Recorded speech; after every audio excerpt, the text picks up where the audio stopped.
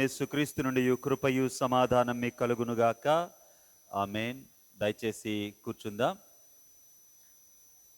Easter తర్వాతి 3వ ఆదివార ఆరాధనకు చేరివచ్చిన మీ అందరికీ సాయంకాల శుభాలను తెలియచేస్తూ ఉన్నాను. ఈ సాయంకాల వేళ ప్రభు వాక్యాన్ని మనము సువార్త పాఠం యోహాను సువార్త 16వ అధ్యాయము 16 నుంచి 23 వచనాలు, పత్రిక పాఠము పేతురు వ్రాసిన మొదటి పత్రిక 2వ అధ్యాయము 11 నుంచి 20 వచనాలు మనము అధ్యయనం చేద్దాం.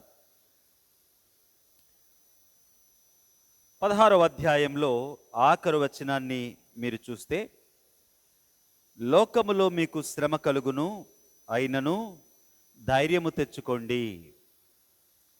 ఈ అధ్యాయ ప్రారంభాన్ని కూడా మనము ఆలోచన చేస్తే, యేసుక్రీస్తు ప్రభువారు ఈ అధ్యాయ ప్రారంభములో మీరు అభ్యంతరపడకుండవలనని ఈ మాటలు మీతో చెప్పుచున్నాను. వాళ్ళు మిమ్మల్ని సమాజ మందిరాల్లో నుండి వెలివేస్తారు, మిమ్మల్ని చంపుతారు. ఈ అధ్యాయ ప్రారంభము శ్రమలు, శోధనలు యేసును విశ్వసిస్తూ ఉన్న మీకు కలుగుతాయి అని తెలియచేస్తూ ఉంటే, ఈ అధ్యాయ ముగింపు కూడా శ్రమలు, శోధనలు యేసును విశ్వసించు వారికి కలుగుతాయి అన్న మాటతోనే ముగుస్తూ ఉంది. మరి తేడా ఏంటి? నా మాట వింటున్నారా? ఈ అధ్యాయ ప్రారంభము యేసును వెంబడించు వారికి శ్రమలు, శోధనలు, హింసలు కలుగుతాయి అని అయితే, ముగింపు కూడా అదే. మరి ఈ మధ్యలో ఏం జరిగిందో ఆలోచన చేయటానికి ప్రయత్నం చేద్దాం. యేసుక్రీస్తు ప్రభువారు తన శిష్యులతో మాట్లాడుతూ, చాలామంది మిమ్మల్ని చంపటానికి ప్రయత్నం చేస్తారు, మిమ్మల్ని అవమానిస్తారు, మిమ్మల్ని చిన్నచూపు చూస్తారు. ఇవన్నీ వాళ్ళు చేస్తూ ఏమనుకుంటారంటే, మేము దేవుని సేవ చేస్తున్నాము అనుకుంటారు. ఈరోజు చాలామంది బహుశా వేరే దేవుళ్ళ పేర్లు వాళ్ళు ఉపయోగిస్తూ ఉండొచ్చు. అనేక మతాలలో కేవలం వారు చేసే హింస ఎవరి పేరున చేస్తూ ఉన్నారు? దేవుని పేరిటే చేస్తూ ఉన్నారు. దేవుని పేరిటే దొమ్మిగా జనుల మీద పడుతూ ఉన్నారు. దేవుని పేరిటే ప్రజలను హింసిస్తూ ఉన్నారు. అంటే ఒక మనిషి మరొక మనిషిని చంపటము, ఒక మనిషి మరొక మనిషిని హింసించడము ఎవరి పేరు మీద జరుగుతుంది? దేవుడి పేరు మీద జరుగుతుంది. ఈ ప్రక్రియను యేసుక్రీస్తు ప్రభువారు ఏమన్నారంటే, 3వ వచనాన్ని మీరు చూస్తే, వారు తండ్రిని నన్నును, అంటే వారికి దేవుడు అంటే ఏంటో తెలియదు కాబట్టి హింసకు పాల్పడుతూ ఉన్నారు. దేవుడేంటో తెలిస్తే జెనరిక్ వర్డ్సే ఉపయోగిస్తూ ఉన్నాను, కామన్ వర్డ్స్ ఉపయోగిస్తూ ఉన్నా, ఇంక్లూజివ్ వర్డ్స్ ఉపయోగిస్తూ ఉన్నా.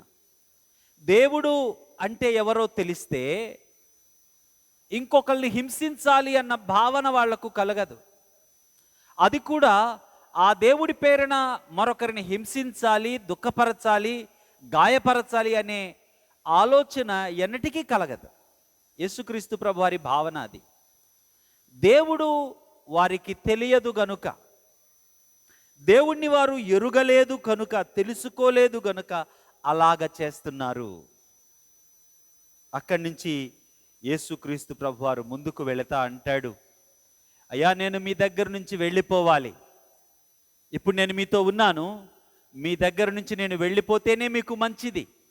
నేను వెళ్ళిపోతే తండ్రి దగ్గర నుంచి ఆదరణకర్త అని వేరొకరిని మీ యొద్దకు పంపిస్తాను. ఈ ఆదరణకర్త మీ యొద్దకు వచ్చినప్పుడు సర్వసత్యములోనికి ఆయన మిమ్మల్ని నడిపిస్తాడంటే, సత్యం అంటే ఏంటో తెలియచేస్తాడు. ఆదరణకర్త రావడం మీకు మంచిది. నేను వెళితే ఆదరణకర్త మీ యొద్దకు వస్తాడు. నేను వెళ్ళుట వలన మీ యొద్దకు వచ్చే ఆదరణకర్త మీకు సత్యం అంటే ఏంటో చెప్తాడు. ఇంతకు సత్యం అంటే ఏంటి? 3 మాటలలో సత్యాన్ని యేసుక్రీస్తు ప్రభువారు వివరించారు. 1 పాపము, 2 నీతి, 3 తీర్పు. ఏ సత్యాన్ని పరిశుద్ధాత్ముడు ఆదరణకర్త వచ్చి మీకు వివరిస్తాడు. ఏ సత్యాన్ని ఆయన మీకు తెలియచేస్తాడు? మీరు చూస్తే 13వ వచనంలో అంటాడు, ఆయన అనగా సత్యస్వరూపి అయిన ఆత్మ వచ్చినప్పుడు మిమ్మును సర్వసత్యములోనికి నడిపిస్తాడు. ఆ సర్వసత్యం ఏంటి? 7వ వచనం, అయితే నేను మీతో సత్యము చెప్పుచున్నాను, నేను వెళ్ళిపోవటం వలన మీకు ప్రయోజనకరము. నేను వెళ్ళని ఎడల ఆదరణకర్త మీ యొద్దకు రాడు, నేను వెళ్ళిన ఎడల ఆయనను మీ యొద్దకు పంపుదును. ఆయన వచ్చి పాపమును గూర్చి, నీతిని గూర్చి, తీర్పును గూర్చి ఒప్పుకొన చేస్తాడు. ఆయన వస్తే సత్యాన్ని తెలియచేస్తాడు. ఆయన వస్తే సర్వసత్యములోనికి మిమ్మల్ని నడిపిస్తాడు. సత్యము ఆయన మీకు తెలియచేసినప్పుడు సత్యాన్ని ఒప్పుకుంటాడు. ఇంతకు సత్యమేంటి? పాపమును గురించి సత్యమేంటి? నీతిని గురించి సత్యమేంటి? తీర్పును గురించి సత్యమేంటి? 9 నుంచి 11 వచనాలలో చెప్తూ ఉన్నాడు, నాయందు విశ్వాసముంచలేదు, అది పాపం. అంటే ఆయన ఎవరో తెలుసుకోలేదు. మొదట్లో 3వ వచనంలో అంటూ ఉన్నాడు, నా పేరిట, అంటే దేవుడు, జెనరిక్ టర్మ్సే వాడుకుందాం, కామన్ టర్మ్సే వాడుకుందాం. యూనివర్సల్గా అన్ని మతాలలో దేవుడు అనే ఒక కామన్ పదం ఉంది. కామన్ పదాన్నే వాడదాం. కామన్ పదంలో నుంచి ఆలోచన చేద్దాం. దేవుడు అంటే ఏంటో తెలియదు కనుక, దేవుణ్ణి వారు ఎరుగలేదు కనుక దేవుణ్ణి వారు నమ్మల. దేవుణ్ణి వారు ఎరగలేదు కనుక దేవుణ్ణి వారు నమ్మలేదు. దేవుణ్ణి వారు నమ్మలేదు కనుక దేవుని పేరిట వారు హింసిస్తూ మేము దేవుని సేవ చేస్తూ ఉన్నాం అంటున్నారు. దీన్ని జనరల్గా ఆలోచన చేయండి, మరింత జనరల్గా జెనరిక్గా ఆలోచన చేయండి. దేవుడు తెలిస్తే మోసం చెయ్యవు. దేవుడు తెలిస్తే అన్యాయపు బ్రతుకులు బ్రతకవు. దేవుడు తెలిస్తే విషపూరితమైన జీవితాన్ని జీవించవు. ఎందుకు? ప్రస్తుతము నీవు కలిగి ఉన్న జీవితాన్ని, అంటే ఒక పతాక స్థాయిలో ఒక వ్యక్తిని చంపడం అనేది సాధారణంగా చేయలేరు ఎవరు. అది పతాక స్థాయికి తీసుకుంటే ఆ వ్యక్తి దేవుణ్ణి ఎరుగలేదు గనుక ఆ పని చేస్తూ ఉన్నాడు అని మనము ఎరిగితే, ఇక ఆ క్రింద వచ్చే ప్రతీది కూడా దేవుణ్ణి ఎరుగకపోవటం వల్ల, దేవుని ఎరుగకపోవటం వల్ల దేవుని యందు విశ్వాసము కలుగలేదు. దేవుని యందు విశ్వాసము కలుగకపోవటం వలన ఇష్టానుసారమైన మితిమీరిన జీవితాలను అనేకులు జీవిస్తూ ఉన్నారు. కనుక ఆయన వచ్చి పాపము అంటే ఏంటో తెలియజేస్తూ ఉన్నాడు. పాపము అంటే దేవుడు తెలియకపోవడం పాపం, దేవుడు లేడు అనుకోవడం పాపం. అందుకే సామెతల గ్రంథములో దేవుడు లేడు అని బుద్ధిహీనుడు తమ హృదయములో అనుకుంటారు. పాపము అంటే దేవుడు ఎవరో, దేవుని గురించినటువంటి సంగతులు తెలియకపోవటం. 2, నీతిని గురించి మాట్లాడుతున్నాడు. నేను తండ్రి యొద్దకు వెళ్ళుట వలన. నీతి అంటే ఎలా అర్థమవుతుందంట? ఈయన తండ్రి యొద్దకు వెళ్ళాడు కాబట్టి నీతి అంటే అర్థమవుతుందంట. ఎలా అర్థమవుతుంది? ఆయన తండ్రి యొద్దకు వెళ్ళుటను బట్టి నీకు నీతి ఎలా అర్థమవుతుంది? ఆయన ఈ లోకములో ఉన్నప్పుడు యూదా మతాధికారులు పదే పదే ఆయన వెంటపడి ఏ రీతిగా ఆయనను దోషిగా చెయ్యాలి, ఏ రీతిగా ఆయన అన్యాయస్తుడు, అక్రమదారుడు, బయల్జేబులు పట్టినవాడు, దయ్యములవాడు అని నిరూపించాలి అని శతప్రయత్నాలు చేశారు. ఆ ప్రయత్నాలు చేస్తూ ఉన్న క్రమంలో ఆయనను పట్టుకున్నారు. ఆయనను హేరోదు దగ్గరకు, పిలాతు దగ్గరకు, యూదా మతాధికారుల దగ్గరకు తీసుకొని వెళ్ళి తీర్పు తీర్చి ఆయన దోషి అని నిర్ధారించారు. వారు దోషి అని నిర్ధారించటానికి ఆయనలో ఏ అన్యాయము, ఏ కపటము, ఏ అక్రమము కానరాకపోయినా ఆయన దోషి అని వారు తీర్పు తీర్చి సిలువ వేయండి అని సిలువకు అప్పగించారు. అంటే ఆయన దోషి, తప్పు చేసిన వాడయ్యాడు. తప్పు చేసిన వాడు తన తప్పును బట్టి శిక్షించబడవలసిన వాడయ్యాడు. శిక్షించబడిన వాడు మరణించాడు. తప్పు చేసి శిక్షను పొంది మరణించిన వాడు ఇక జీవాన్ని చూడకూడదు. కానీ ఈయన తిరిగి లేచి తండ్రి యొద్దకు వెళ్ళాడు అనుట వారు చేసిన దోషాలు అన్నీ కూడా అబద్ధం అని తేల్చి పారేశాయి. కాబట్టి ఎవరు నీతి? యేసే నీతి. యేసు జీవితమే నీతి. యేసును అనుసరించడమే నీతి. యేసును కలిగి ఉండడమే నీతి. యేసును ఎరుగకపోవడం పాపం. యేసును ఎరుగకపోవటం వలన ఆయన యందు విశ్వాసం కలుగలేదు. ఆయన యందు విశ్వాసము కలగకపోవడం వలన ఆయనను నీవు వెంబడించలేదు. అంటే నీతిలో నీవు లేవు. అది కూడా నీకు ప్రాబ్లం. 3, ఈ లోకాధికారి తీర్పు పొంది ఉన్నాడు. అది తీర్పు. ఎలా ఈ లోకాధికారి తీర్పు పొంది ఉన్నాడు? వారందరూ మూకుమ్మడిగా చేరి తమ అధికారాన్ని, తన బలాన్ని, తమ శాయశక్తులను ఒడ్డి ఈయన అన్యాయస్తుడు అని తీర్పు తీర్చాడు. ఆయన మరణించాడు వారి తీర్పుకు లోబడి. ఆయన అవమానాలు పొందాడు ఆయన వారి తీర్పుకు లోబడి. శ్రమల పాలై అవమానపరచబడి హింసించబడి మరణించాడు వారి అధికారానికి, వారి తీర్పుకు లోబడి. కానీ వారి తీర్పు అబద్ధము అని ఆయన తిరిగి లేచుట వలన నిరూపించబడింది. కనుక ఆ తీర్పు తిరిగి వారి మీదకు మళ్ళుతా ఉంది. ఈ లోకాధికారి అందును బట్టి అబద్ధికుడు, యేసు వంటి వాడు కాడు, దేవుని ఎరుగనివాడు, దేవుని యందు విశ్వాసము లేనివాడు అని తీర్పు తీర్చబడుతూ ఉంది.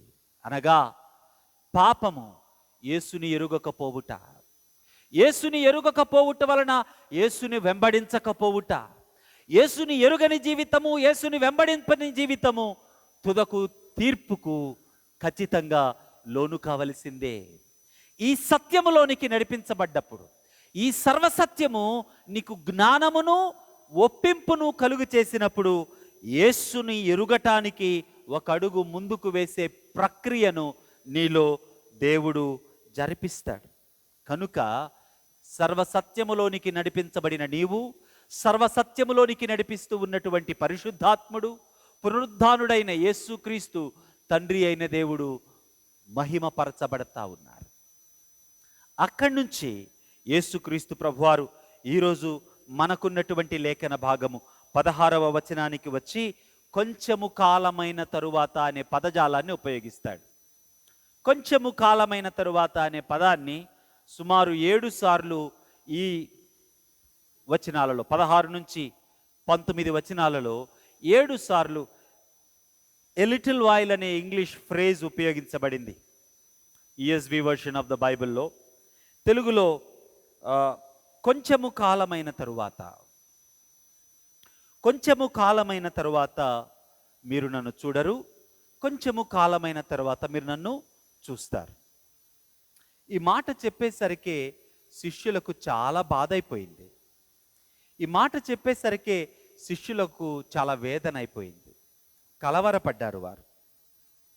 చాలా బాధతో, దిగులుతో, తికమక గందరగోళ స్థితిలో వారు ఒకంత నిశ్చేష్టులైపోయారు.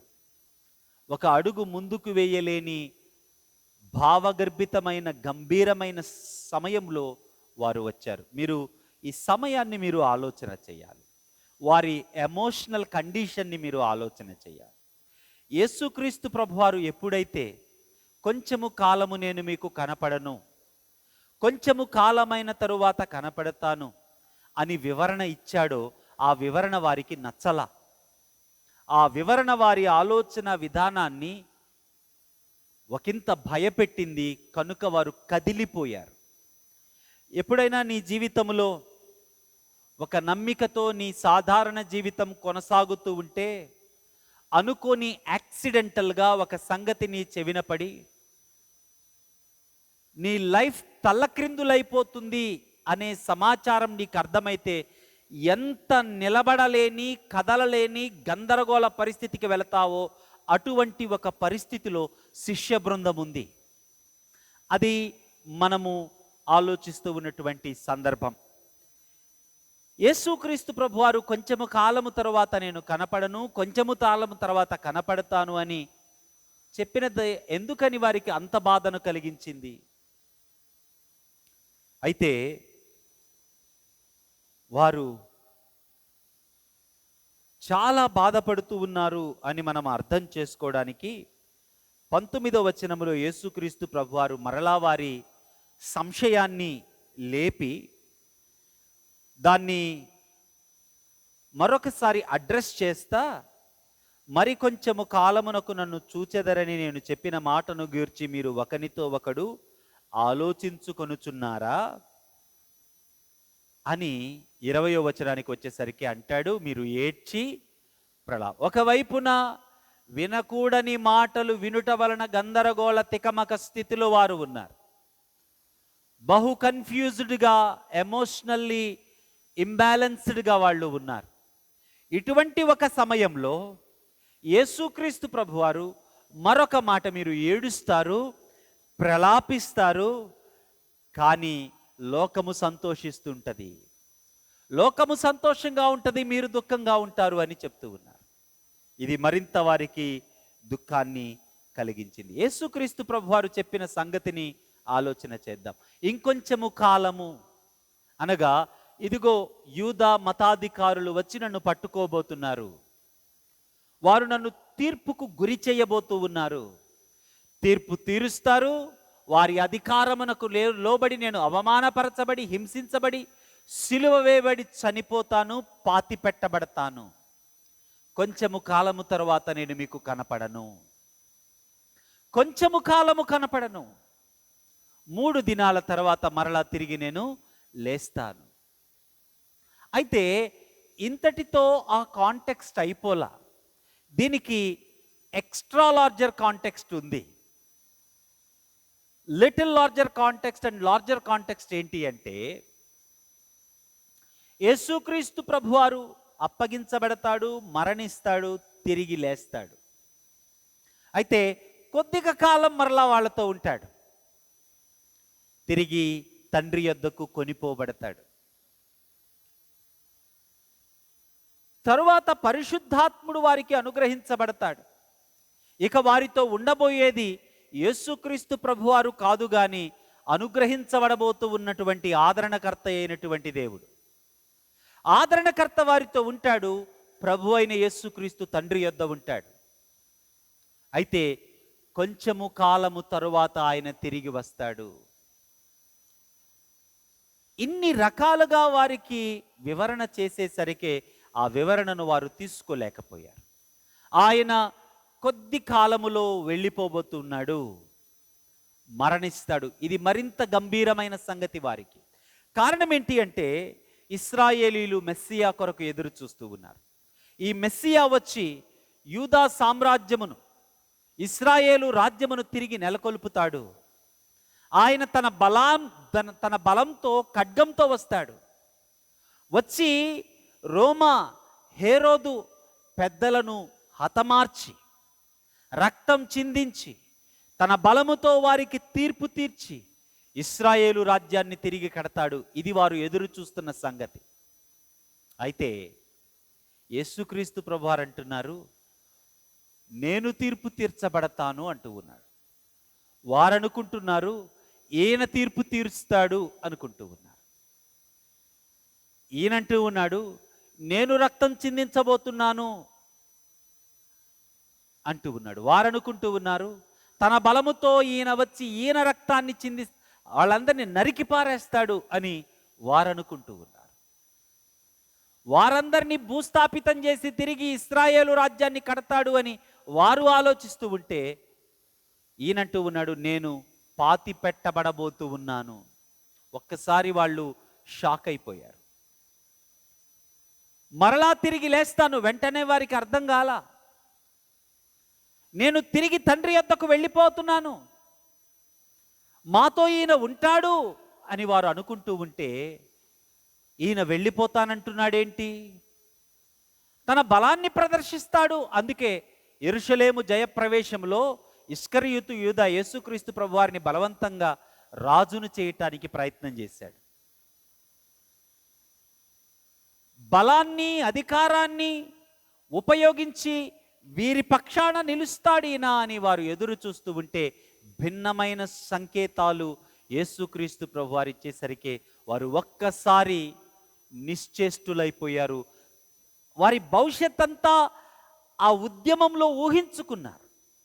తర్వాత తమ బ్రతుకులు ఏం కాబోతూ ఉన్నాయో. అందుకే జబదయి కుమారులు వాళ్ళ తల్లి వచ్చి, అయ్యా ఏ పక్కన కూర్చోబెడతావు నా కొడుకుల్ని అంటుంది. అధికారాల కోసం వాళ్ళు ఆలోచన చేస్తూ ఉన్నారు. వాట్ ఈజ్ నెక్స్ట్ అన్నది వాళ్ళు అప్పటికే ప్లాన్ చేసుకుంటా ఉన్నారు. యేసుక్రీస్తు ప్రభు వారి మాటలు దే షాటర్డ్ ఎవ్రీథింగ్. ఒక్కసారిగా ఈ ఆలోచనకు వారు కుదేలైపోయారు.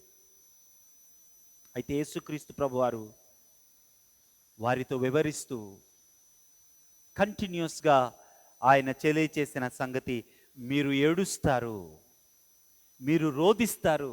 ఎందుకు? నన్ను వెంబడిస్తున్నారు గనుక, నన్ను వెంబడిస్తూ ఉన్నారు గనుక, నా శిష్యులు గనుక మీరు ఏడుస్తారు, రోదిస్తారు, ప్రలాపిస్తారు. లోకం సంతోషిస్తుంది. అయితే మీ ప్రలాపన ఎలా ఉంటుందో తెలుసా? ఇంకొక రాయేస్తున్నాడు వాళ్ళ మీద.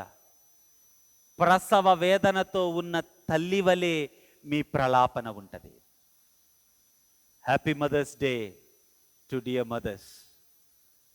ప్రసవ వేదన అంటే మీకే తెలుసు, లేబర్ పెయిన్స్ అంటే మీకే తెలుసు. ఆ టైంలో అన్కంట్రోలబుల్ ఎమోషన్స్, ఏది కూడా మీ స్వాధీనంలో ఉండదు.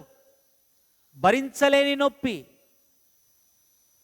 దేన్ని ఆధారం చేసుకోలేని పరిస్థితి, మరణపు పడక ఒక విధంగా అది. అయితే ఆ పురిటి నొప్పులు ముగిసే కాలము ఒకటి ఉంది. పురిటి నొప్పు ముగియగానే ఆ యొక్క ముగింపులో వచ్చేది ఏంటి అంటే నూతన జీవం. అంటే పురిటి నొప్పికి వచ్చిన జీవానికి ఎటువంటి పోలిక లేదు. ఒక్కసారి పురిటి నొప్పి ముగియగానే అందమైన నూతన జీవం తన చేతిలో పడగానే ఆ తల్లి అప్పటి వరకు అనుభవించిన ఆ తీవ్రమైనటువంటి వివరించలేని వేదన, బాధన, నొప్పి ఒక్కసారి మరిచిపోతుంది. ఇది యేసుక్రీస్తు ప్రభువారు చెప్పిన మాట. ఈ మాట చెప్తూ 21వ వచనం ఒకసారి చూడండి. స్త్రీ ప్రసవించున్నప్పుడు ఆమె గడియ వచ్చెను గనుక ఆమె వేదన పడును. అయితే శిశువు పుట్టగానే లోకమందు నరుడొకడు పుట్టినను సంతోషము చేత ఆమె ఆ వేదన మరి జ్ఞాపకము చేసుకొనెదను. 22వ వచనం. అప్పుడు అటువలే మీరును ఇప్పుడు దుఃఖపడుచున్నారు. అటువలే దుఃఖపడుచున్నారు అంటే ఒకటి, యేసుక్రీస్తు ప్రభువారు వెళ్ళిపోతాడు అన్న సంగతికి దుఃఖపడుతూ ఉన్నారు. రెండు, వారు ఆలోచించిన విధానంలోను కాక వేరే విధానంలో ఈయన దైవరాజ్యాన్ని స్థాపించబోతూ ఉన్నాడు అన్న సంగతిని బట్టి వారు దుఃఖపడుతూ ఉన్నారు. మూడు, ఆయన తిరిగి లేచి మా దగ్గర ఉంటాడా అంటే తిరిగి ఆయన వెళ్ళిపోబోతూ ఉన్నాడు, వేరొక ఆదరణకర్త వీరి యొద్దకు రాబోతూ ఉన్నాడు. ఈ సంగతిని బట్టి వారు దుఃఖపడుతూ ఉన్నారు. ఈ ప్రక్రియలో ఆయన్ని వెంబడించు క్రమములో ప్రలాపన, రోదన, దుఃఖము వారి జీవితములో దైనందిన భాగమవ్వబోతూ ఉంది. కాబట్టి దీనంతటినీ ప్రసవ వేదనతో, ఆ నొప్పులతో ఆయన పోలుస్తూ ఉన్నాడు. కాబట్టి 22వ వచనంలో అంటాడు, మీరు ఇప్పుడు దుఃఖపడుచున్నారు కానీ మిమ్మల్ని మరలా చూచెదను. ఎప్పుడైతే ఈ మాట ఆయన అన్నాడో, మిమ్మును మరలా చూస్తాను, మిమ్మును మరలా చూస్తాను అన్న మాట ఆయన తిరిగి ఒక నమ్మికను వారిలో పుట్టిస్తూ ఉన్నాడు. మిమ్మల్ని మరలా చూస్తానంటే ఎవరు చెప్తూ ఉన్నారు ఈ మాట? ఎవరైతే నేను వెళ్ళిపోతాను అంటున్నాడో, అప్పగించబడబోతూ ఉన్నాను, మరణించబోతూ ఉన్నాను, ఆయన అవమానాన్ని, తీర్పును, ఫలితంగా మరణాన్ని దాటి తిరిగి మరలా మా యొద్దకు రాబోతూ ఉన్నాడు. అది ఆయన వారికి కలిగిస్తూ ఉన్నటువంటి అఫర్మేషన్. నేను మరలా మీ యొద్దకు వస్తాను. ఒకటి, మరణాన్ని దాటి రాబోతూ ఉన్నటువంటి అఫర్మేషన్ మాట్లాడుతూ ఉంటే, రెండు, వారితో ఎంత రిలేటెడ్గా ఆయన ఉన్నాడో, వారితో సహవాసాన్ని ఎంత వాల్యుబుల్గా ఆయన ఎంచుతూ ఉన్నాడో వారికి అర్థం చేస్తూ ఉన్నాడు. రెండు సంగతులు ఇక్కడ యేసుక్రీస్తు ప్రభువారు బయలుపరుస్తున్నాడు. ఒకటి, నొప్పుల ముగింపు నూతన జీవం వంటి ఒక ఆశ్చర్యకరమైన సంగతి. ఈ నొప్పుల ముగింపుకు, ఆ నొప్పులు పడు క్రమములో నీవు జీవించటానికి ప్రేరణ ఏంటి అంటే, ఇదిగో యేసుక్రీస్తు మరణమును జయించి తిరిగి ఆయన నీ దగ్గరకు వస్తాడు. అది నీకు ప్రేరణ. ఇప్పుడు వెనక్కు వెళ్ళి మనము ఆలోచన చేస్తే, మీరు ఏడుస్తారు, రోదిస్తారు, దుఃఖపడతారు, లోకము సంతోషిస్తుంది. రెండు ప్రాముఖ్యమైన సంగతులను అక్కడ కాంట్రాస్ట్ చేసి భేదాలను చూపిస్తూ ఉన్నాడు యేసుక్రీస్తు ప్రభువారు. లోకము కలిగి ఉండే సంతోషం ఏంటి? నీవు కలిగి ఉండే సంతోషం ఏంటి? నీవు కలిగి ఉండే దుఃఖాలలో సంతోషం ఎలా కలుగుతుంది? నీ సంతోషపు స్థాయి ఏంటి? లోకము కలిగి ఉండే సంతోషం ఏంటి? లోకానికి సంతోషం ఎలా కలుగుతూ ఉంది? నీకు దుఃఖం ఎలా కలుగుతూ ఉంది? లోకము యొక్క సంతోషము ఎంతకాలము, నీ దుఃఖము ఎంతకాలము? నీకు సంతోషం ఎలా వస్తుంది? ఆ సంతోషానికి మూలమేంటి? లోకము యొక్క సంతోషము సర్కమ్స్టాన్షియల్, సందర్భాన్ని బట్టి, సందర్భోచితంగా వారికి సంతోషం కలుగుతుంది. మీరు ఆలోచన చేస్తే యేసుక్రీస్తు ప్రభువారు అంటూ ఉన్నారు, వాళ్ళు నన్ను పట్టుకుంటారు. వాళ్ళు పట్టుకున్నప్పుడు సంతోషించి ఉంటారు కదా, కదండి? యేసుని ఇప్పుడు దాకా చంపాలనుకుంటున్నాం మేము, దొరికాడరా, మాకు సంతోషం కలిగింటుంది. ఆయనను 3 తీర్పులకు అప్పగించారు. పిలాతు దగ్గరికి, హేరోదు దగ్గరికి, యూదా మతాధికారుల దగ్గరికి. ఎస్, మా దగ్గరికి తీర్పు కోసం తెప్పించుకున్నాం, మా ఎదుటి నిలబెట్టుకున్నాం. ఎవరు? దెయ్యాలను వెళ్ళగొట్టినాడు, పక్షవాయువును స్వస్థపరిచినాడు, లాజరును తిరిగి లేనప్పుడు ఇదిగో మా ఎదుట ఉన్నాడు చూడు. సంతోషం కలిగి ఉంటుంది వాళ్ళకి. సర్కమ్స్టాన్షియల్. ముళ్ళ కిరీటం పెట్టి సంతోషించుంటారు, సర్కమ్స్టాన్షియల్. ఉమ్ము వేసి సంతోషించుంటారు, సర్కమ్స్టాన్షియల్. Event based happiness. అయితే వారి సంతోషం ఎక్కడి వరకు? యేసు సమాధి వరకు. యేసు సమాధిలోనికి వారి సంతోషం వెళ్ళలేకపోయింది, కానీ యేసు సంతోషము సమాధిని పెకలించుకొని బయటకు వచ్చింది. సమాధిని దాటి పునరుద్ధానముగా సంతోషం బయటకు వచ్చింది. ఈ లోకములో జీవించినంత కాలం ప్రసవ వేదన వంటి పురిటి నొప్పులు నీవు పొందుకుంటావేమో, కానీ నీవు కలిగి ఉండబోయే సంతోషము అది శాశ్వతమైన సంతోషం. కారణం ఏంటి అంటే, ఈవెంట్ బేస్డ్ హ్యాపీనెస్ కాదు నీకు దేవుడిస్తూ ఉంది. నీతో సహవాసము కలిగి ఉన్నటువంటి విమోచకుడు మరణించి తిరిగి లేచి నీ యొద్దకు వస్తూ ఉన్నాడు. ఆయన పునరుద్ధానములో నీ సంతోషము దాగి ఉంది. So where do you find your Joy? That's the point. అందుకే ప్రారంభములో వారు ఎందుకు చంపుతారంట? దేవుడు వారికి తెలియదు కనుక. ఎందుకు చంపుతారంట వారు? ఆయనను ఎరుగలేదు కనుక. ఆయనను ఎరుగుటలో జాయ్ ఉంది. ఆ జాయ్ ఎక్కడి నుంచి వచ్చింది? పునరుద్ధానపు శక్తిలో నుంచి వచ్చింది. పునరుద్ధానపు శక్తిలో ఎన్ని ప్యాక్డ్ థింగ్స్ ఉన్నాయో అర్థం చేసుకోవడం చాలా ప్రాముఖ్యం. It redefines what life is. పునరుద్ధానము నీ యొక్క జీవితాన్ని తిరిగి నిర్వచిస్తుంది. వాళ్ళు అనుకున్నారు, ఆయన్ని పట్టుకున్నాం, మా అధికారం గెలిచింది అనుకున్నారు. ఆ అధికారానికి లోబడి తన అధికారాన్ని చూపించాడు. అది యేసుక్రీస్తు ప్రభువారు చేసిన పని. ఈ లోకమంటది అవమానపరచబడవద్దు, గొప్పగా ఉండు, ఘనంగా ఉండు. అవమానపరచబడడం అంటే చాలా చిన్న సంగతి. రీడిఫైన్ చేశాడు యేసుక్రీస్తు ప్రభువారు. మౌనిగా వారి ఎదుట తల వంచి వారు చేసిన ప్రతి అవమానాన్ని భరించి వారు కోరిన మరణములోనికి ప్రవేశించాడు. కానీ మరణము ఆయనను బంధించి ఉంచలేకపోయింది. He redefined what shame is. ఆయన ఎందుకు వారి అధికారానికి తల వంచాడు? ఎందుకు అవమానాన్ని భరించాడు అంటే, చేతకానివాడు కాక కాదు, దేవుణ్ణి ఎరిగిన వాడు గనుక. దేవుణ్ణి ఎరిగినవాడు గనుక. దేవుణ్ణి ఎరిగితే, దేవుని పునరుద్ధాన బలములోనికి నీవు ప్రవేశిస్తే నీ జీవితాన్ని తిరిగి నిర్వచించుకుంటావు. ఈ లోకములాగా సర్కమ్స్టాన్షియల్ జాయ్లోకి నీవు పరుగు పెట్టావు. Your joy will be rooted in everlasting power which is the resurrection power. పునరుద్ధానపు శక్తిలో నీ బ్రతుకును ఆలోచన చేసుకుంటావు. అటువలే మీరును ఇప్పుడు దుఃఖపడుచున్నారు కానీ మిమ్మల్ని మరలా చూచెదను. చూడండి, అప్పుడు మీ హృదయము సంతోషించును, మీ సంతోషమును ఏంటంట, మీ సంతోషమును ఎవడును మీ వద్ద నుండి, అది యేసుక్రీస్తు ప్రవారిస్తూ ఉన్నటువంటి జాయ్. ఎందుకు ఎవడు నీ వద్ద నుంచి తీసివేయలేడు? సందర్భం మారితే సంతోషం వస్తుంది. ఇక్కడ ఒక ఆయన ఉన్నాడు, ఫోన్ మాట్లాడితే సంతోషం వస్తుంది, బస్ ఎక్కి ఊరెళ్తే సంతోషం వస్తుంది, ఆ ఫోన్ మాట్లాడకపోతే దుఃఖం వచ్చేస్తుంది, బస్ ఎక్కి ఊరెళ్ళకపోతే బాధ అయిపోతుంది.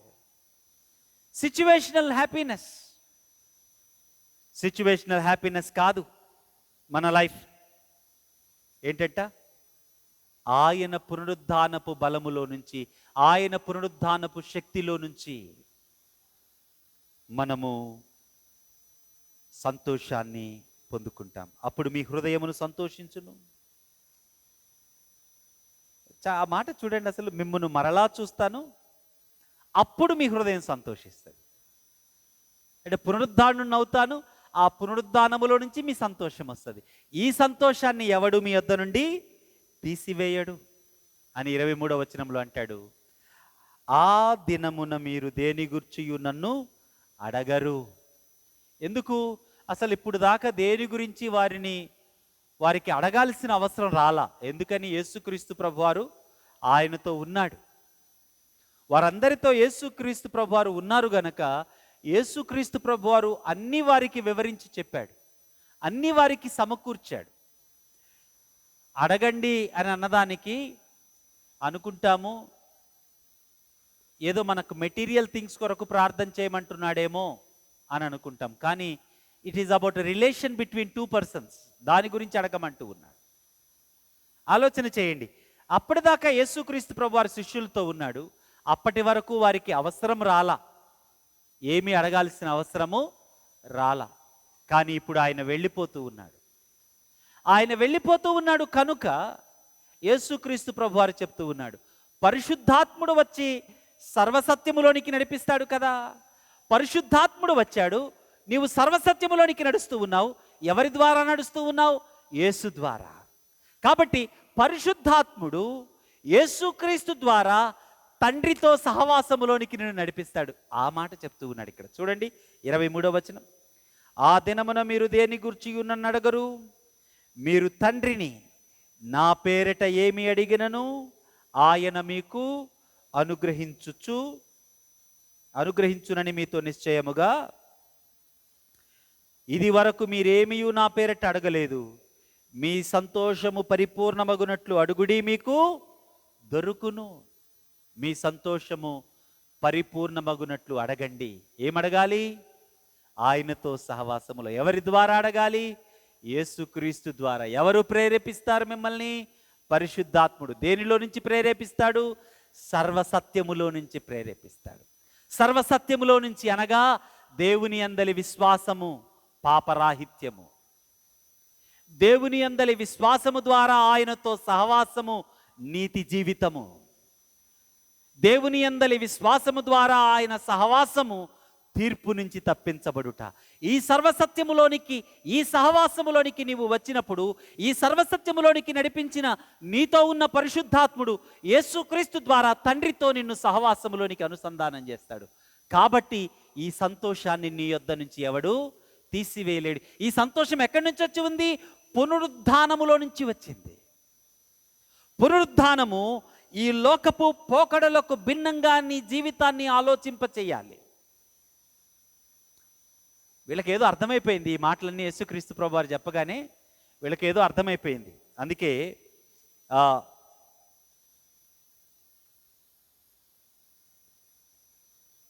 29వ వచనం. ఆయన శిష్యులు, ఇదిగో ఇప్పుడు నీవు గూఢార్థముగా ఏమీ చెప్పక స్పష్టంగా మాట్లాడుచున్నావు అని. 30వ వచనం. సమస్తము ఎరిగిన వాడవనియు ఎవడును నీకు ప్రశ్న వేయ అగత్యము లేదనియు ఇప్పుడు ఎరుగుదుము. దేవుని యొద్ద నుండి నీవు బయలుదేరి వచ్చితివని దీని వలన నమ్ముచున్నామని చెప్పారు. యేసుక్రీస్తు ప్రభువారు అన్నాడు, అయ్యా మీకు నమ్మిక కలిగిందా? మీకు నమ్మిక కలిగిందా? ప్రశ్నిస్తూ ఉన్నాడు తర్వాత వచనంలో. మీరిప్పుడు నమ్ముచున్నారా? 31వ వచనం అదే కదండి. మీరిప్పుడు నమ్ముచున్నారా? మరలా ఒకసారి ఇంకో సంగతిని చెప్తున్నాడు ఆయన. ఈ అధ్యాయంలో అన్ని రాళ్ల మీద రాళ్ళు, బండరాళ్ళేసి మోస్తున్నాడు శిష్యుల్ని. 32వ వచనంలో అంటాడు, ఇదిగో మీలో ప్రతివాడు ఎవరి ఇంటికి వాడు చెదరిపోయి నన్ను ఒంటరిగా విడిచిపెట్టును. ఎవరి గురించి చెప్తున్నాడు? ఇప్పుడే అంటున్నారు, అయ్యా మేము నమ్మేశామంటున్నారు వాళ్ళు. ఈ అధ్యాయం అంతా మనకు ఒక ప్రశ్న వేయాలి. ఏంటి ఆ ప్రశ్న అంటే, యేసుక్రీస్తు ప్రభువారు స్వయాన వారి పక్కన ఉండి ఈ మహిమాన్వితమైన సత్యాలను వారికి బోధిస్తూ ఉన్నప్పుడు, వారి ఆలోచన పరిధిలో, వారి భావాల పరిధిలో, వారు కోరుకున్న సంగతుల పరిధిలో వాటిని గురించి విస్మయం ఉంది. అర్థం కాని స్థితిలో ప్రశ్నార్థకంగా ఆయన వైపు చూసిన జీవితాలు మన కంట కనపడుతూ ఉన్నాయి. ఈరోజు మనం ఎలా ఉన్నాం?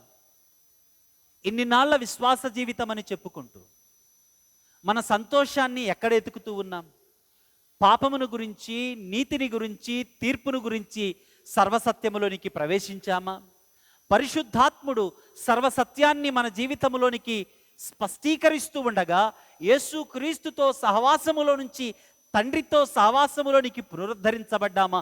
Is the cycle is reestablished. ఈ లోకములో ఏడుపు రోదన ఉండే ఆ ప్రసవ వేదన అనుభవములో నుంచి మనము వెళుతూ ఉన్నామా? ఆ ప్రసవ వేదను ఆలింగనం చేసుకొని, ఆ ప్రసవ వేదన ద్వారా ముగింపు ఉంది. ఆ ప్రసవ వేదనకు ఒక గడియ రాబోతూ ఉంది. ప్రసవ వేదన ముగుస్తుంది. ప్రసవ వేదన ముగిసినప్పుడు వచ్చేది నూతన జీవం. ప్రసవ వేదనకు ఆ నూతన జీవానికి సంబంధం లేదు. మహిమాన్వితంగా ఉండబోతుంది. ఏ విశ్వాసములో నీవు నడుస్తూ ఉన్నావు? వారి ఎదుట సాక్షాత్కరించింది ఆ ప్రసవ వేదన తర్వాత ఉండే జీవమేంటో. యేసుక్రీస్తు ప్రభువారు అప్పగించబడ్డారు. యేసుక్రీస్తు ప్రభువారు ప్రసవ వేదన పడ్డాడు, అవమానపరచబడ్డాడు, ముళ్ళతో మోదబడ్డాడు, కొరడాలతో కొట్టబడ్డాడు, ఉమ్మివేయబడ్డాడు, శిలువ మరణం పొందాడు, ప్రసవ వేదన పడ్డాడు. ప్రసవ వేదన పడి భూమిని చీల్చుకొని మరణపు కట్లు తెంచి ఆయన తిరిగి లేచి నిలిచాడు. మరణించిన యేసు, తిరిగి లేచిన యేసు, మహిమ శరీరముతో అన్ని నామముల కంటే పైనామముగా హెచ్చించబడిన నామము. ప్రతి మోకాలు ఆయన నామమున వంగవలసి ఉన్నది. ప్రతి నాలుక యేసే ప్రభు అని ఒప్పుకోవలసి ఉన్నది. పురిటి నొప్పులు, పునరుద్ధానము రెండు ఒకటి కాదు. పురిటి నొప్పుల ద్వారా పునరుద్ధానములోనికి ప్రవేశిస్తావేమో, కానీ ఈ రెండిటికి చాలా భిన్నముంది, చాలా తేడా ఉంది. అయితే ఈ పురిటి నొప్పుల గుండా మాత్రమే ఈ పునరుద్ధానములోనికి నీవు ప్రవేశించగలవు. ఆ పునరుద్ధానములో నీవు ప్రవేశించటానికి పునరుద్ధానుడైన యేసు నీతో సహవాసము కొరకు నీ యొద్దకు తిరిగి వచ్చాడు. ఆయన రావడమే కాదు, సర్వసత్యములోనికి నడిపించు పరిశుద్ధాత్మని నీకు అనుగ్రహించాడు. పరిశుద్ధాత్ముడు సర్వసత్యములోనికి నడిపిస్తూ యేసు వైపుకు నిన్ను తీసుకొని వెళ్ళి యేసు ద్వారా తండ్రితో నిన్ను ఐక్యపరుస్తున్నాడు. త్రియేక దేవుని ఐక్యతలోనికి నిన్ను నడిపిస్తూ ఉన్నాడు. కాబట్టి పునరుద్ధాన బలములోని సంతోషము నీ జీవితాన్ని నడిపించాలి. ఇది నీ జేబులో డబ్బులున్నప్పుడు ఎగిరి గంతులేయడం, జేబులో డబ్బులు అయిపోయాక దిగాలు పడిపోవడం, ఒక బాధ కలిగినప్పుడు నీరు గారిపోవడం, ఒక సంతోషం కలిగి నలుగురిని చుట్టూ చేరి చప్పట్లు కొడితే ఎగిరెగిరి పడడం, ఇది కాదు జీవిత విధానం. ఈ లోకము ఆలోచించే విధానానికి భిన్నంగా ఆలోచిస్తూ, ఈ లోక పోకడలకు భిన్నంగా ఆలోచిస్తూ నీవు పునరుద్ధాన ప్రేరణతో నీ బ్రతుకును బ్రతకాలి. అలా ఎలా బ్రతకగలమో చూపించిందే పేతురు రాసిన మొదటి పత్రిక 2వ అధ్యాయం 10 నుంచి 11 నుంచి 20 వచనాలు. 11వ వచనంలో అంటాడు, ప్రియులారా, మీరు పరదేశులు, యాత్రికులు కనుక 2వ అధ్యాయం 1వ వచనంలో అంటాడు, దేవుడెవరో రుచి చూచారు మీరు. మన ప్రారంభమే ఈరోజు దేవుణ్ణి ఎరుగలేదు కనుక వారు ఆ పని చేశారు. ఇప్పుడు సర్వసత్యములోనికి నడిపించబడి క్రీస్తుతో సహవాసములోనికి చేరి తండ్రితో ఐక్యమవుతూ ఉన్న మీ జీవితాలలో ఇప్పుడు దేవుణ్ణి ఎరిగిన మీరు, రుచి చూచిన మీరు ఎలా బ్రతకాలంట? సమస్తమైన దుష్టత్వాన్ని, కపటాన్ని, వేషధారణను, అసూయను, దూషణ మాటలు మాని క్రొత్తగా జన్మించిన శిశువును పోలి బ్రతకాలి. అందుకే ఈ అధ్యాయములో, ఈ భాగములో ఏర్పరచబడిన వంశము అనే మాట, రాజులైన యాజక సమూహము, పరిశుద్ధ జనాంగము, ఏర్పరచబడిన వంశము, ఆశ్చర్యకరమైన తన వెలుగులో నుంచి వెలుగులోనికి మిమ్మల్ని చీకటిలో నుంచి పిలిచినవాడు. చీకటి జీవితం కాదు, వెలుగు జీవితం. జనులను చంపి దేవుని సేవ చేశాము అన్న జీవితం కాదు. ఆయన రుచి చూచి ఆయన కొరకు ఈ లోకములో ఒక విప్లవాత్మకమైన జీవితాన్ని జీవించటానికి ఇచ్చినటువంటి పిలుపు ఈ పునరుద్ధానపు బలం. కాబట్టి అంటూ ఉన్నాడు, మీరు పరదేశులు, యాత్రికులు. పరదేశులు, యాత్రికులైన మీరు మీ ఆత్మకు విరోధముగా పోరాడే పోరాటాల నుంచి ఏం చేయాలంట? మీరు బయటపడాలా. 12వ వచనంలో అంటాడు, అన్యజనులు మిమ్మల్ని ఏ విషయములో దుర్మార్గులని దూషింతురో ఆ విషయములో వారు మీ సత్క్రియలను చూచి వాటిని బట్టి. ఈ భాగంలో ఒక విషయాన్ని మీరు ఆలోచించి ఈ భాగాన్ని మనం ముగించుకుందాం. పేతురు భక్తుడు ఈ మాటలు వ్రాయటానికి కారణం, నీరో చక్రవర్తిని వారు దేవుడిగా ఆరాధిస్తూ ఉన్న కాలం. 2, నీరో చక్రవర్తి, ఆయన అధికారులు, వారికి అనునయులుగా ఉన్నవారు మాత్రమే ఘనులుగా ఎంచబడుతూ ఉన్న కాలం. ఆ ఘనతలో ఉండే వారికి మాత్రమే సమాజములో గౌరవం దక్కేది. సమాజములో గౌరవము లేకపోవడం చాలా భయంకరమైన విషయం. 2, స్లేవ్గా ఉండడం మరింత భయంకరమైన విషయం. ఆనాడు క్రీస్తును వెంబడించిన వారందరూ స్లేవ్స్. కాబట్టి ఆ కాంటెక్స్ట్లో వారితో మాట్లాడుతూ ఉన్నాడు. యేసుక్రీస్తును వెంబడిస్తూ ఉన్నవారు వేరొకరిని దేవుడిగా ఆరాధించరు. కాబట్టి ఆ అధికారులు ఏం చెప్పేవారంటే, ఇదిగో ఈ క్రైస్తవులు దొంగలు. కారణం, ఎంపరర్ని ఆరాధించట్లా వీళ్ళు, ఎంపరర్కి తల వంచట్లా, ఎంపరర్కి వీళ్ళు లాయల్ కాదు. కాబట్టి రేపొద్దున వీరు ఏమంట, మన మన మన మధ్య కూడా ఇలాంటి ఒక నారా వినపడుతుంటుంది. ఏంటిది అది? నువ్వు ఫలానా మాట చెప్తేనే నీకు దేశభక్తి ఉన్నట్లు, లేకపోతే దేశభక్తి లేదు. అటువంటి విధానం ఏదో ఈరోజు కొత్తగా వచ్చింది కాదు ఇది. ఎంపరర్ని వర్షిప్ చేయకపోతే డిస్లాయల్గా ఉంటే శత్రువులతో ఏ రోజైనా వీడు చేయగలుగుతాడు. కాబట్టి వీడు దేశద్రోహి. అలాంటి ఒక పేరు పడిన కాంటెక్స్ట్లో క్రైస్తవులతో పేతురు భక్తుడు మాట్లాడిన మాట, అయ్యా, ప్రజలు మిమ్మల్ని ఏమన్నా సరే మీరు మంచి చేయుట మానొద్దు. ఇంతకు మంచి ఎక్కడి నుంచి వచ్చింది వీళ్లకు? వారు గౌరవం కోసం ఎంపరర్కి లోబడి ఉండేవారు, ఎంపరర్ని ఆరాధించేవారు. ఎంపరర్కి వారు లోబడి ఎంపరర్ని ఆరాధించేవారు. కాబట్టి ఈ మాట మీరు వినండి. ఏం చేసేవాళ్ళంటే, వారి గౌరవాన్ని కాపాడుకోవడం కొరకు ఎంత అన్యాయమైనా చేసేవారు. అర్థమవుతుందా ఈ మాట?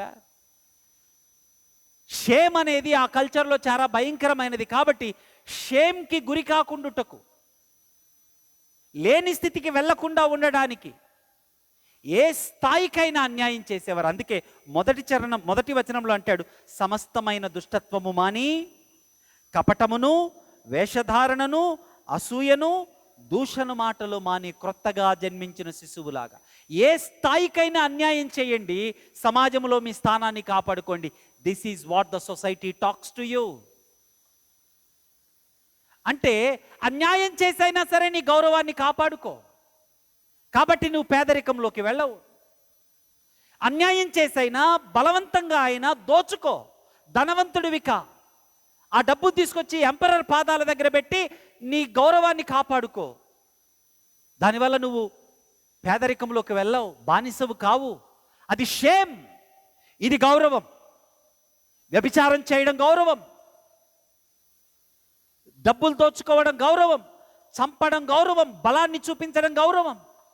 ఇది గౌరవము అని ముద్రించబడిన ఒక సమాజానికి పేతురు భక్తుడు పునరుద్ధాన బలము ఎటువంటి నిర్వచనాన్ని ఇస్తుందో తెలియచేస్తూ ఉన్నాడు. పునరుద్ధానములోనికి ప్రవేశించిన వ్యక్తి పునరుద్ధాన బలములో నుంచి తన జీవితానికి సంతోషాన్ని, నిత్యము ప్రోత్సాహాన్ని పొందుకుంటున్న వ్యక్తి ఎలా ఆలోచిస్తాడు అంటే, ఇంకొకరిని చంపి, ఇంకొకరిని దౌర్జన్యం చేసి, అన్యాయం చేసి, అక్రమం చేసి, అన్యాయంగా బ్రతికే బ్రతుకులో గౌరవాన్ని చూడడు. వాళ్ళు ఆల్రెడీ స్లేవ్స్ కదా. దేవుణ్ణి ఎరిగిన వారుగా, మొదటి వచనం ఏమన్నాడు, దేవుడు మంచోడని మీరు ఎరిగారు కదా. అందుకే 13వ వచనంలో అంటాడు, ప్రభువు నిమిత్తమై. ఏంటంట? ప్రభువు నిమిత్తమై. ప్రభువు నిమిత్తమై ఏం చేయమంటూ ఉన్నాడు? ఏది అవమానమని ఈ లోకము చెప్తూ ఉందో ఆ అవమానాన్ని కౌగలించుకో. అది పౌలు భక్తుడు చెప్తూ ఉంది, పేతురు భక్తుడు చెప్తూ ఉంది. జాగ్రత్తగా ఆలోచన చేయండి ఈ మాట. పునరుద్ధానపు బలములో షేమ్ రీడిఫైన్ అవుతూ ఉంది. ఎందుకు ఆ షేమ్ని నీవు స్వీకరిస్తూ ఉన్నావు? చేతకాక కాదు, ప్రభువుని ఎరిగావు గనుక. ప్రభువుని ఎరిగావు గనుక అన్యాయస్తుడైన వ్యక్తి కింద నీవు లోబడి నీ జీవితాన్ని ప్రభువు ప్రేరణతో కొనసాగిస్తూ ఉన్నావు. కారణం అంటాడు క్రిందకు వచ్చేసరికి 20వ వచనం, 19వ వచనం, ఎవడైనను అన్యాయముగా శ్రమ పొందుచు దేవుని గూర్చిన మనస్సాక్షి కలిగి దుఃఖమును సహించిన ఎడల అధిహితవగును.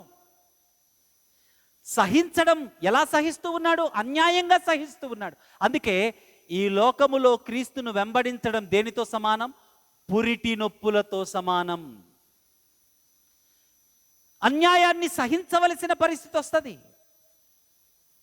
చేతకాక కాదు, పెసిమిస్టిక్గా కాదది, యాక్టివ్లీ ఇన్వాల్వ్ అయ్యి. ఎలాగ యేసుక్రీస్తు ప్రభు వారు యాక్టివ్గా ఆ అన్యాయములో వారితో పాటు సహకరించాడు. అన్యాయానికి సహకరించాల, అన్యాయం చేస్తూ ఉన్న వారికి.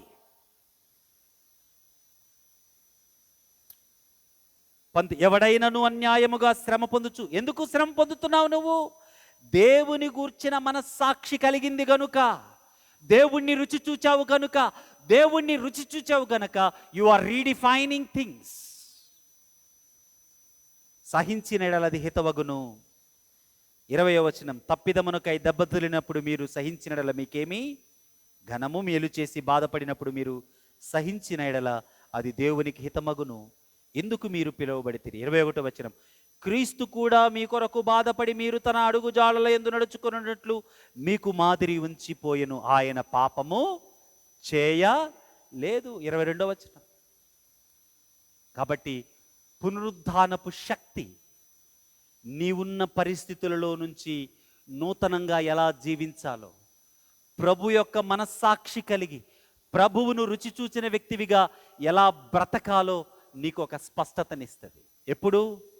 సర్వసత్యములోనికి నీవు నడిచినప్పుడు, ఎప్పుడు పురిటి నొప్పుల గుండా ప్రయాణించినప్పుడు, ఎప్పుడు పురిటి నొప్పులతో నీవు బాధపడుతూ వేదన పడుతూ ఉన్నప్పుడు నీతో ఉన్న పరిశుద్ధ పునరుద్ధాన శక్తిని నీవు ఆకలింపు చేసుకొని ఆలింగనం చేసుకున్నప్పుడు, అప్పుడు శాశ్వతమైన సంతోషము, ఆ పురిటి నొప్పులలో నీ జీవితాన్ని ముందుకు నడిపిస్తుంది. పురిటి నొప్పులలో నీ జీవితాన్ని ముందుకు నడిపించడం మాత్రమే కాదు, ఆ పురిటి నొప్పులలో ఈ లోకము వేసే అనేక ప్రశ్నలకు ఒక ప్రత్యామ్నాయ జీవితాన్ని, ఒక ఆల్టర్నేటివ్ కల్చర్ని ఈ లోకానికి, నీవున్న సమాజానికి చూపిస్తూ నీవున్న క్రమములో బ్రతుకుతూ వెళ్ళిపోతావు. ఎంత గొప్ప బ్రతుకండి అది! ఎంత గొప్ప, ఎంత ఛాలెంజింగ్ లైఫ్, ఎంత challenging life. We miss so much కదా. నీవున్న ఒక యవనస్తుడివిగా, యవనరాలువుగా, ఒక ఉద్యోగిగా, నీవున్న స్థాయిలో ఒక గృహిణిగా ఒక ఆల్టర్నేటివ్ కల్చర్ని చూపించలేకపోవటానికి కారణం, you did not really know the packed things in the power of resurrection. పరిశుద్ధ పునరుద్ధాన శక్తిలో దాచి ఉంచబడిన మహిమాన్వితమైనటువంటి గొప్పతనాలను నువ్వు ఇంకా ఎక్స్ప్లోర్ చేయలా. కాబట్టి ప్యాసివ్ పెసిమిస్టిక్ లైఫ్, ఆయారాం గయారాం జీవితం మనకు అలవాటైపోతుంది. May God grant you a wisdom to walk into this labour pains. ఈ పురిటి నొప్పుల్లో గుండా ప్రయాణించే గొప్ప కృపను త్రియేక దేవుడు మీకు అనుగ్రహించునుగాక. ఆమేన్. సమస్త జ్ఞానముకు మించిన దేవుని సమాధానము యేసుక్రీస్తు వలన మీ హృదయములకును తలంపులకును కావలి ఉండునుగాక. ఆమేన్.